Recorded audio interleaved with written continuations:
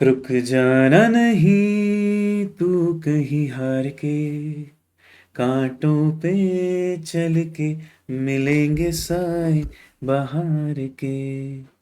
उराही उराही उराही उराही। So yes, my dear friends, CA Foundation December 2023 results are announced and बहुत सारे messages आ रहे हैं बच्चों के कि सर नहीं निकल पाया हूँ, नेगेटिव रिजल्ट आया है, फेल हो गया हूँ, क्या करूँ, बिल्कुल समझ नहीं आ रहा है एंड बहुत लो फील हो रहा है। जून 24 में क्या करना चाहिए बता दो जल्दी से। तो भाई अगर तुम इसी परिस्थिति में हो और अगर तुम इसी सिचुएशन में हो तो ये वीडियो तुमको जरूर पूरा का पूरा देखना है। I welcome you all to the comeback strategy after failure in CA foundation December 2023 examination. Let's get started. तो इस वीडियो में 3 मेन एजेंडा है। 4 स्टेप्स टू डू कमबैक, एक पूरा टाइमलाइन बताऊंगा रिपीटर्स के लिए जो फिर से एग्जाम दे रहे हैं, and how to do introspection. सभी लोग बोलते हैं इंट्रोस्पेक्शन करना है, बट कैसे करना है मैं बताऊंगा इस वीडियो में आपको। एंड तक जरूर देखें। Let's begin. सबसे पहले यार 4 स्टेप्स टू कमबैक की जहां मैं बात कर रहा हूं तो एक इंपॉर्टेंट बात समझना है यार कि माइंड जब तक स्टेबल नहीं होता ना तब तक वो कोई प्लानिंग, वो कोई डिसीजन लेने के लिए सही नहीं है। जब आप बहुत खुश होते हो या आप बहुत दुखी होते हो, in any of the situation हमारा माइंड जो है ना वो अपने सही तरीके से, रैशनल तरीके से डिसीजंस नहीं ले पाता, प्लानिंग्स नहीं कर पाता। तो सबसे पहले हमको वहां तक पहुंचना है और उसके लिए सबसे पहला स्टेप होगा एक्सेप्ट करना। कुछ बच्चे इस बात को एक्सेप्ट ही नहीं कर पाते कि ये डिफीट हुई है, ये फेलियर हुआ है। उनको लगता है नहीं ऐसा कैसे हो सकता है, मैं तो इतने समय से टॉपर रहा हूं, मैं तो स्कूल्स में इतने अच्छे परसेंटेज लाता था, मैं नहीं फेल हो सकता। नहीं भाई, हुआ है, यू हैव टू एक्सेप्ट, तुम्हें स्वीकार करना होगा। प्लीज अंडरस्टैंड, ठीक है। और इट्स नॉट द एंड यार, ये सिर्फ एक एग्जाम था, ये सिर्फ एग्जाम है, तो एक्सेप्ट करो उस चीज को। सर मुझे बहुत रोना आ रहा है, अरे रो लो भाई। सर मुझे बहुत बुरा लग रहा है, सर मुझे लग रहा है किसी से बात नहीं करनी है। सर मेरे दोस्त क्या सोच रहे होंगे, मेरे पेरेंट्स क्या सोच रहे होंगे। मैं एक बात बताऊं, जो तुम्हारे सबसे क्लोज है ना, तुम उसके साथ अपनी पूरी फीलिंग शेयर करो। और जो तुम्हारे सबसे क्लोज है वो तुम्हें जज कभी नहीं करेंगे। तुम उनके सामने रोओगे तो भी कोई प्रॉब्लम नहीं है। तुम उनको बोलोगे कि मैं फेल हुआ भाई, मेरे को बहुत खराब लग रहा है, तो भी वो जज नहीं करेंगे तुमको, ठीक है। तो प्लीज जिनके सामने ओपन हो सकते हो ओपन हो जाओ। जितनी जल्दी ओपन हो जाओगे उतनी जल्दी वो इमोशन आएगा और निकल भी जाएगा, ठीक है। अपने अंदर दबा के बिल्कुल मत रखो। Once you have accepted it, now you are in a situation when you became normal. तब आप उस परिस्थिति में आओगे जहां पर आप अब ये सोच सकते हो कि गलती क्या हुई है। कई बार लोग क्या करते हैं, नॉर्मल होने के बाद पढ़ना शुरू, वापस से उसी तरीके से उसी पैटर्न में फिर से पढ़ना शुरू। नहीं भाई नहीं, पहले ये तो समझे कि गलती कहां है। तो we have to do the second step which is introspect. So accept, introspect. और जब आप इंट्रोस्पेक्ट कर लोगे तो आपके माइंड में पॉइंट्स आ गए कि मैं कहां गड़बड़ कर रहा था, मुझसे कहां दिक्कत हो रही थी, ये सब मैं सोच पाया हूं, उसको मैंने लिख लिया है अपने पास। नाउ आई कैन प्लान कि अब मुझे रिमेनिंग समय में क्या करना चाहिए। तो ये इंट्रोस्पेक्शन और प्लानिंग में मैं तुम्हारी जो है मदद करूंगा अगले स्टेप में। और जब तुम ये दोनों स्टेप कर लेते हो, इंट्रोस्पेक्ट और plan, now you have the things to do, now you can start, now you can actually restart, ठीक है। तो बिल्कुल भी आज से पढ़ना तुरंत मत शुरू कर दो, कोई जल्दीबाजी मत करो, कोई पैनिक मत करो, है ना। सोच समझ के अच्छे से प्लानिंग करके, इंट्रोस्पेक्ट करके, और उसके बाद ही रीस्टार्ट करेंगे सभी लोग। कूल, ठीक है सर। पहले टाइमलाइन देख लो तुम। आज फैब का first week 7th of Feb है, तुम्हारे एग्जाम है 20th ऑफ जून, जून 2024 में जो बच्चे एग्जाम देंगे। सो जून के 20 तारीख को आपका पेपर शुरू हो रहे हैं। अब सबसे पहले अगर मैं बात करूं रिजल्ट डे की, मतलब आज के दिन की बात करूं, या जब भी आप इस वीडियो को देख रहे हैं, अगर मैं उस दिन की बात करूं तो बेटा no planning, no decisions, only and only healing. ना तो आज प्लान करने का दिन है, ना तो आज डिसीजन लेने का दिन है, ये सिर्फ हीलिंग का दिन है जहां पर आप अपने आप को पहले नॉर्मल करिए। उसके बाद पहला इंट्रोस्पेक्शन, मे बी ये एग्जाम के दिन रात को तो बेटर नहीं होगा मेरे हिसाब से, एक नींद जरूर ले लें। एग्जाम के अगले दिन डे टाइम में जब भी आप उठें आराम से, रेडी वेडी होके, थोड़ा सा नहा वहां के एक प्रॉपर माइंडसेट के साथ कि हाँ भाई अब मुझे पढ़ने बैठना है, then you should do your introspection and identify the problems क्या हैं। उसके बाद एक प्रॉपर प्लान बनाओ कि कैसे रीस्टार्ट करूंगा अपनी पढ़ाई, और फिर ग्रेजुअल पेस से उस पढ़ाई को धीरे धीरे अपन को बढ़ाना है। ऐसे भी इतना ज्यादा फायर लेके नहीं आनी है कि एक ही दिन में आज से ही मैं 16 घंटे पढ़ूंगा। भाई सस्टेन करना है मुझे जून तक, तो you have to go with gradual pace. अभी थोड़ा थोड़ा माइंड में रिजल्ट का इफेक्ट भी रहेगा, वो धीरे धीरे कम होगा, तो धीरे धीरे पढ़ाई बढ़ेगी। ठीक है, you have to go with gradual pace. और साथ ही साथ एक और चीज कर लो बेटा, apply for copies, RTI copies apply कर लो, तो कल के दिन में ये काम भी कर लेना तुम। ये हुआ पहला introspection, this is introspection number 1। ये कब करोगे आप? रिजल्ट के अगले दिन या उसके अगले दिन, जब आपको नॉर्मल फील हो, जब आपको लगता है कि आप अपने सेंसेस में हो। अब आज आपने कॉपी जब अप्लाई की है, जिस दिन इंट्रोस्पेक्शन किया है, तो कॉपी आने के बाद कुछ नई चीजें पता चलेंगी आपको जो आपको पहले नहीं पता थी। जब आप खुद इंट्रोस्पेक्शन कर रहे थे तो आपको नहीं पता था कि आप ये गलती भी करते हो, लेकिन जब कॉपीज आएंगी तो वो गलती पता चलेंगी। तो मैं ये कहूंगा कि जब आज से 15 दिन बाद, 20 दिन बाद या 1 महीने बाद जब भी आपको आपकी कॉपीज मिले, बेसिकली आप अकाउंट्स और लॉ में ये वाला चीज यूज कर सकते हो, मैथ्स और इको में तो एप्लीकेबल नहीं है। तो जब भी आपको वो कॉपी मिले ना, तो आप पॉज करो पढ़ाई को। मुझे पता है 1 महीने में आपका बढ़िया फ्लो बन गया होगा, आपकी कोई क्लासेस वासेस अगर चालू हो गई हो तो वो भी शुरू हो गई होगी, पर मैं बोलूंगा कि जिस दिन आपको ये कॉपीज मिलेंगी उस दिन आप समय निकालो, पढ़ाई को थोड़ी देर के लिए रोको और अच्छे से थॉरो इंस्पेक्शन करो अपनी कॉपीज का। इससे क्या फायदा होगा सर? इससे अगर कोई ऐसा पॉइंट है जो आपको इंट्रोस्पेक्शन नंबर 1 में नहीं पता चला था या नहीं रियलाइज हुआ था, वो कॉपी देख के रियलाइज होगा, उसको भी अपने प्लान में ऐड करो। और उसके हिसाब से अगर आपको लगे कि आपको अपने प्लान को अपडेट करना है तो प्लान को अपडेट करो। एक बार प्लान अपडेट हुआ, वापस से पढ़ना शुरू कर दो। I hope you got this, कि when you have to do this thing, when you got the copies. और बस फिर जब आपने अपनी प्लानिंग जो करी है उस प्लानिंग के हिसाब से चलिए, एग्जाम का दिन आएगा, द डे टू परफॉर्म, उस दिन आपको पॉजिटिव अफर्मेशंस करने हैं, बोलना है कि यस मैं बढ़िया कर सकता हूं, आज है बदले का दिन, आज मैं अपने फेलियर को बीट करूंगा। यस एवरीवन, तो वहां तक पहुंचना है सर, तो हमें स्टेप बाय स्टेप ही चीजों को करना होगा।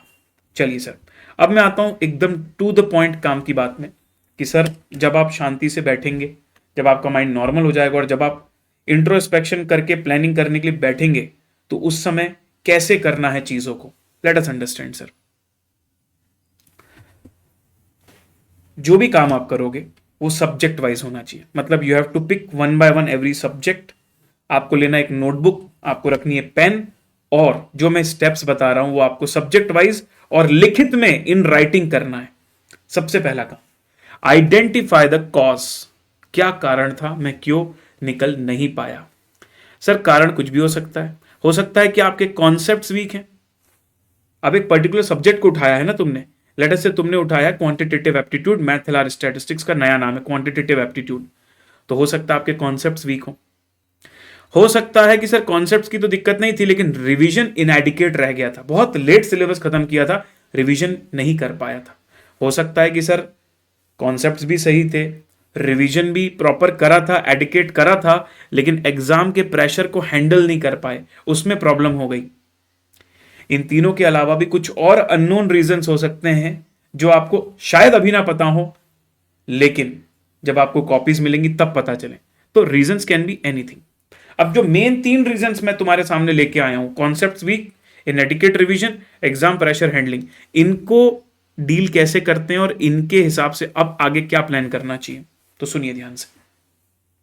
अगर आपको लगता है कि आपके कॉन्सेप्ट्स ही वीक हैं, तो अब आप ना पूरी लिस्ट बनाइए चैप्टर्स की। एक पर्टिकुलर सब्जेक्ट जैसे आपने उठाया क्यूए, उसके चैप्टर्स की लिस्ट बनाइए और उसमें से मार्क करिए कि कौन सा स्ट्रांग है, कौन सा मीडियम है और कौन सा वीक है। जरूरी नहीं है कि जो बच्चा दूसरी बार पेपर दे रहा है उसको कुछ भी नहीं आता, मतलब उसके सारे कॉन्सेप्ट्स वीक है, ऐसा जरूरी नहीं है ना। हो सकता है कि आपका time value of money mathematics for finance बहुत स्ट्रांग है, तो उसमें क्यों टाइम दोगे वापस से, तो उसको आप लिख सकते हो this is my strong chapter. समझ रहे हो मेरी बात को? तो list down the chapters, classify them into strong, medium and weak, and then accordingly make your plan. Strong के लिए क्या करना चाहिए सर?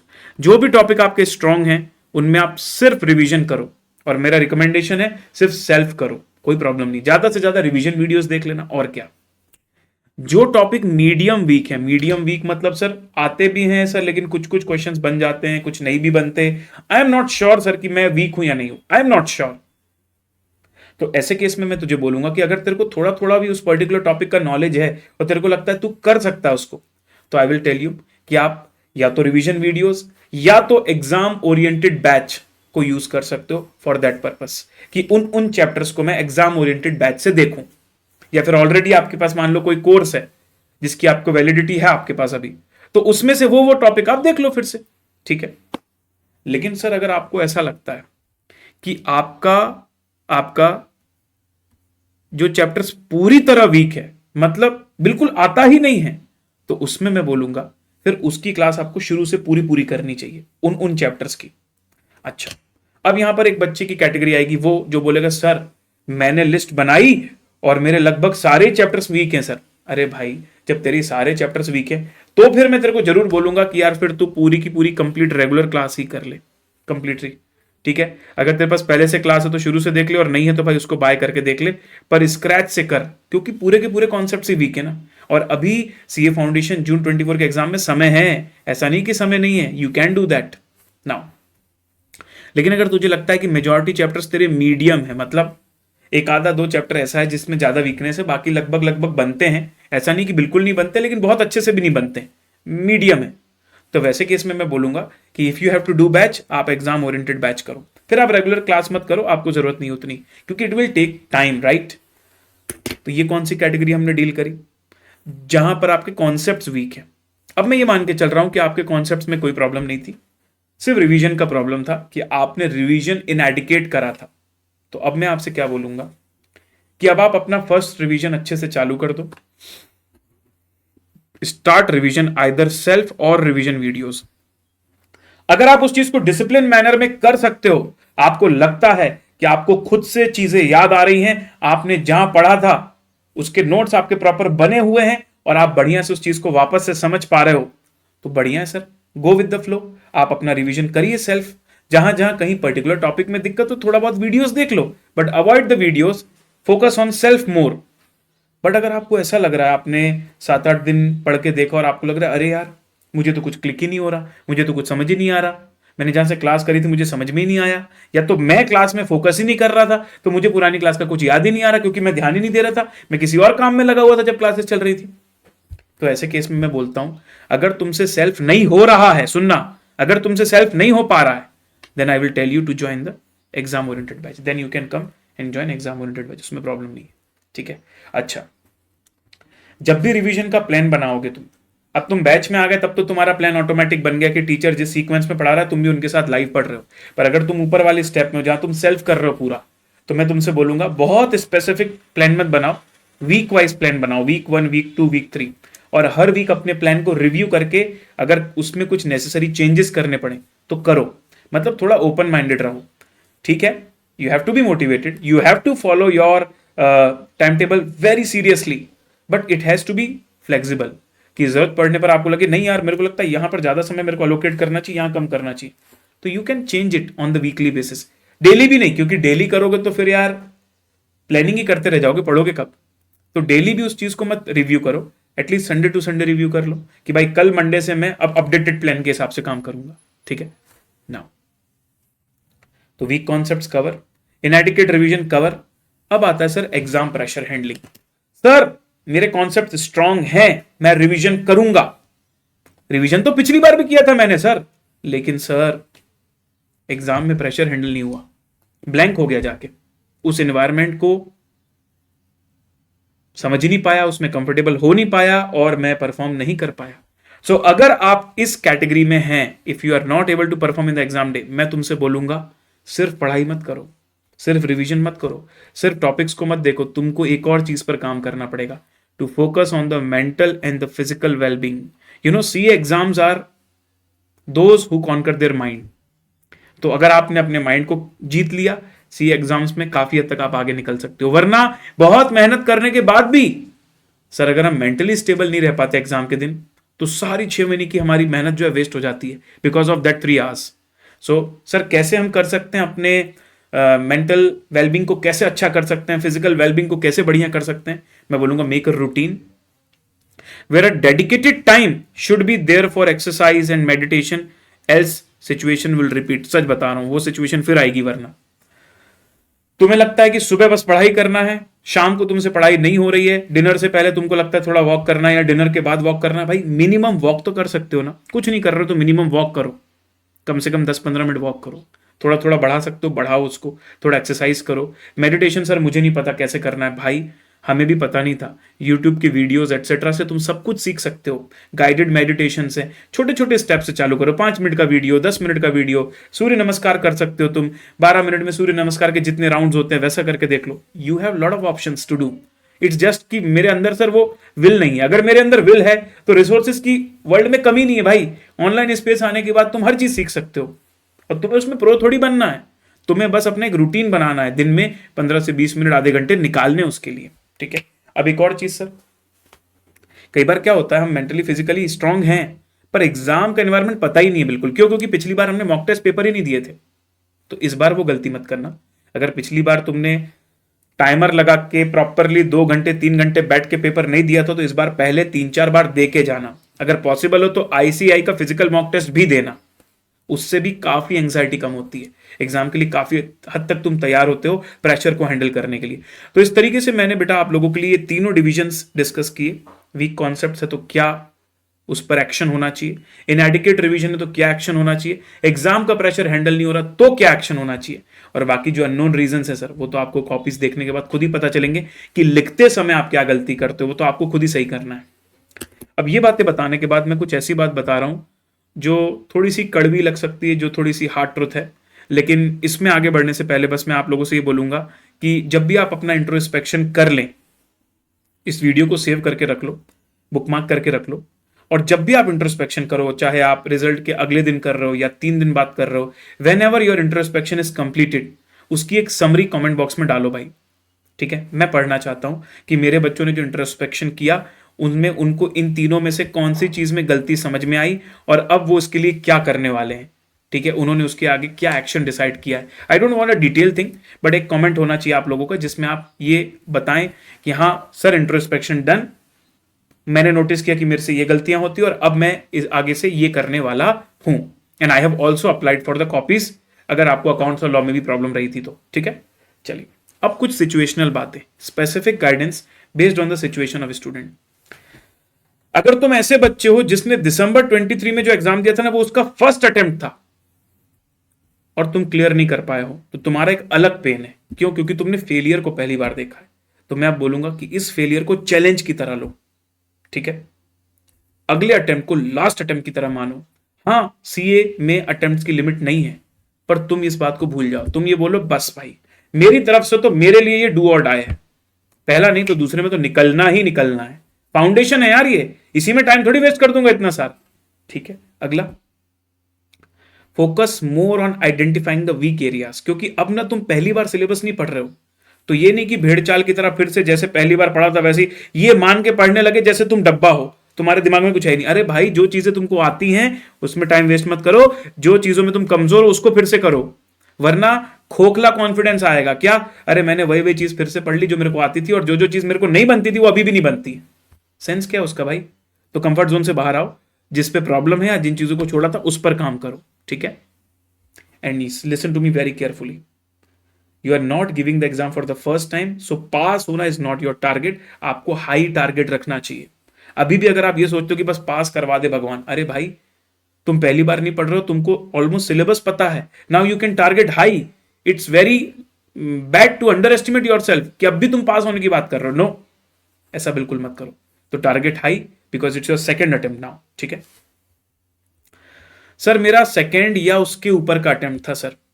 अब ये बच्चों की परिस्थिति अलग ही लेवल पर है सर, इनका दुख अलग ही लेवल पर है। हाँ, इन्होंने फेलियर पहले देखा है, लेकिन अब कुछ बड़े हार्ड डिसीजंस लेने पड़ेंगे, ये वक्त आ चुका है। सुनिए मेरी बात ध्यान से। सबसे पहले अपने आप से ये पूछिए, आस्क योर सेल्फ, क्या आपने वही मिस्टेक फिर से दोहराई है? Have you repeated the same mistake? क्या पिछली बार प्रॉपर प्लानिंग नहीं करी थी और जो फर्स्ट अटेम्प्ट में गलती करी वही सेकंड अटेम्प्ट में करी? या फिर फर्स्ट अटेम्प्ट में जिन चीजों में पास हो गए थे उनको इतना कैजुअल ले लिया कि वीक एरियाज तो अच्छे हो गए लेकिन जो बनता था वो रिवाइज नहीं करके गया, तो इस बार उसमें फेल हो गया। जैसे कई बार क्या होता है बच्चों का, पहले अटेम्प्ट में मैथ्स में नहीं क्लियर हुए थे, तो अगले अटेम्प्ट में मैथ्स में बहुत मेहनत करी, मैथ्स में पास हो गए, पर लॉ में ध्यान नहीं दे पाए, तो पहले में लॉ निकल गया था, दूसरे में लॉ नहीं निकला। ये परिस्थिति तो बिल्कुल नहीं होनी चाहिए भाई, ठीक है। अगर हुई है तो सुनो अब मेरी बात ध्यान से। If you are blank and not able to identify the weakness, take help of others. बिल्कुल बिल्कुल हेजिटेट मत करो, मुझे पता है तुम दूसरों से बात करोगे, वो बोलेंगे अच्छा नहीं निकल पाया, फाउंडेशन 2 बार नहीं निकल पाया, वो सब बोलो भाई, थोड़ा सा सेल्फिश हो जाओ। मेरे को इंप्रूवमेंट करना है ना, तो मेरे को आगे जाके बात करनी पड़ेगी। मेरे को इंप्रूवमेंट करना है ना, तो मेरे को सर को मैसेज करना पड़ेगा, मेरे को अपनी प्रॉब्लम बतानी पड़ेगी अगर मैं ब्लैंक हूं।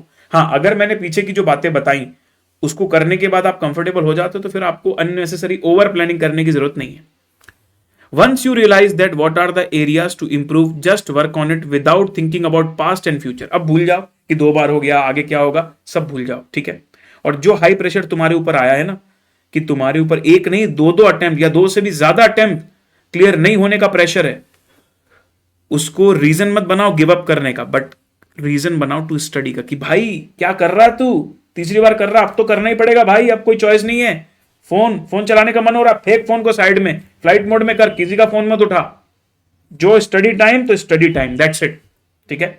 Now if you feel you gave your best, अब आप में से कुछ बच्चे ऐसे भी हो सकते हैं जिनका 3, 4, 5 अटेम्प्ट हो गया है, सर मैं बहुत बेस्ट दे रहा हूं सर अपना, मैं हर बार बढ़िया करके आता हूं सर, मुझे फिर भी क्लूलेस हूं मैं, मुझे नहीं समझ में आ रहा, मैंने सब इंट्रोस्पेक्शन सब कुछ करके देख लिया, आई एम स्टिल क्लूलेस कि ऐसा क्यों हो रहा है कि मैं नहीं निकल पा रहा। तो मैं बोलूंगा भाई अभी भी वक्त है, you can consider changing the career. Emotional attachment मत करो किसी डिग्री के साथ। हो सकता है कि यहां का जो कंटेंट है वो आपका माइंड इतने अच्छे से डाइजेस्ट ना करता हो, मतलब आपका टैलेंट किसी और जगह पर दिखेगा। हो सकता है आपका जो माइंडसेट चलता है, आपको ये वाला साइड पढ़ने में नहीं मजा आ रहा है, आपका माइंड उसको नहीं परसीव कर रहा है, इट कैन बी पॉसिबल।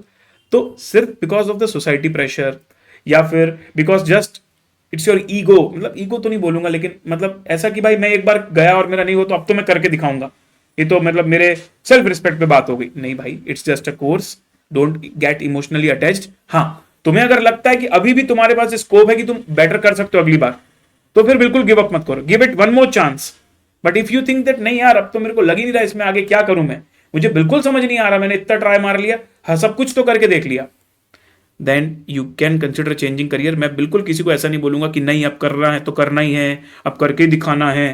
भाई फाउंडेशन लेवल पे अगर ऐसा हो रहा है तो वी कैन थिंक कि नहीं यार शायद ये मेरे लिए नहीं है, ऐसा सोच के आप आगे बढ़ सकते हो। ठीक है जी एवरीवन, तो इसी नोट के साथ मैं इस सेशन को एंड करना चाहता हूं। आई होप कि जो मैंने आपको पॉइंट्स बताए उनको आप इंप्लीमेंट करेंगे और आप सभी लोग कमेंट बॉक्स में मुझे बताएंगे कि आपका इंट्रोस्पेक्शन का क्या रिजल्ट रहा और आपने इंट्रोस्पेक्शन कर लिया है और क्या आप रीस्टार्ट करने वाले हो, कब से रीस्टार्ट करने वाले हो, ये सब डेटा मुझे आपका कमेंट बॉक्स में चाहिए। एंड राइट नाउ अभी के अभी पहले तो ये लिख के जाओ कि yes I can do it, yes sir मुझ में वो ताकत है, मुझ में वो दम है, मुझ में वो जज्बा है और मैं शांति से सोच समझ के प्लानिंग करूंगा। एंड यस सर मैं जून 24 में करके दिखाऊंगा। I can do it in the live chat now, in the comment box now. All the best guys, मैं साथ में हूं तुम्हारे, बिल्कुल डरने की बात नहीं है, सारे स्टेप्स फॉलो करो और this is the last failure, अगली बार अब ऐसा नहीं होना है, ठीक है? Promise me, promise. Okay, take care, जय हिंद, बाय बाय।